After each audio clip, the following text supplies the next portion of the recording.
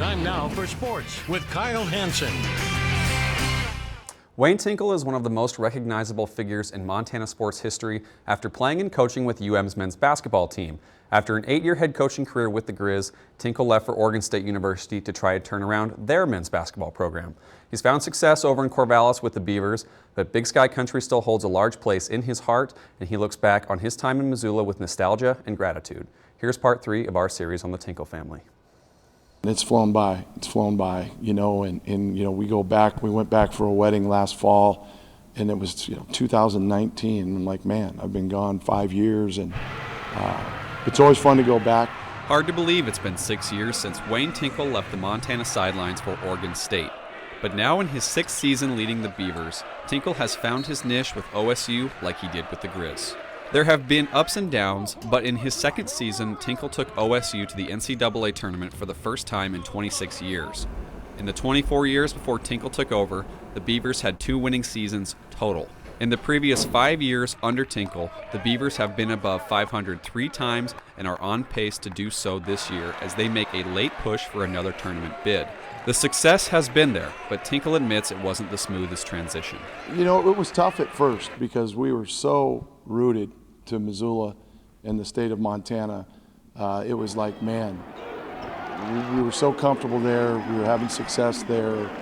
You know, did we make the right decision?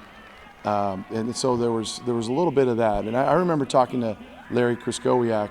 He said, you know, you're going to be drinking out of a fire hose basically for the first 6 months. And it's a similar talk than when I got the job at Montana. But he's like, you'll settle in, you know, you've got plenty of experience, and you know, you'll be fine. But just get through the first 6 months, and then it'll be second nature to you. While the level of competition has changed, according to his family, Tinkle's approach to the game remains the same. I don't think he's changed a lot. I think he still coaches with that same vigor and competitiveness and fire.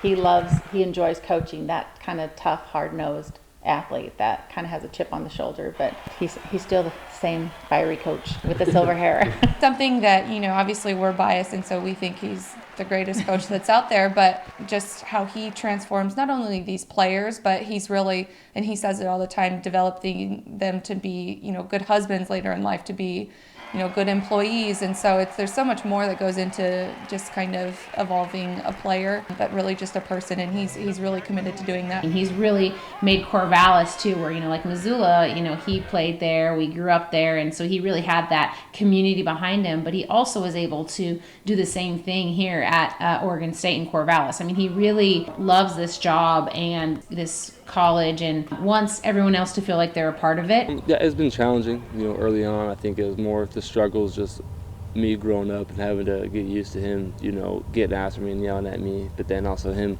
not being afraid to, you know, praise me just in case, you know, what my teammates are thinking. So it was kind of a two-way street, but, you know, I definitely knew I had to mature as a person and be able to take his criticism. And he knew my goals, so he knew he was going to push me and hold me accountable. But the past couple of years have been great. We've been there for each other. I have his back to the end as, you know, he has mine. Tinkle said sometimes he even slips up and says he's a Montanan, even though he's technically an Oregonian now.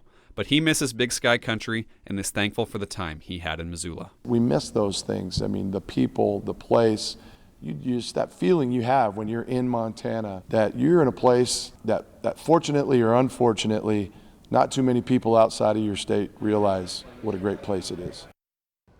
And the final part of our series, which will focus on Trace Tinkle's journey, will air on Friday night right here on KPAX.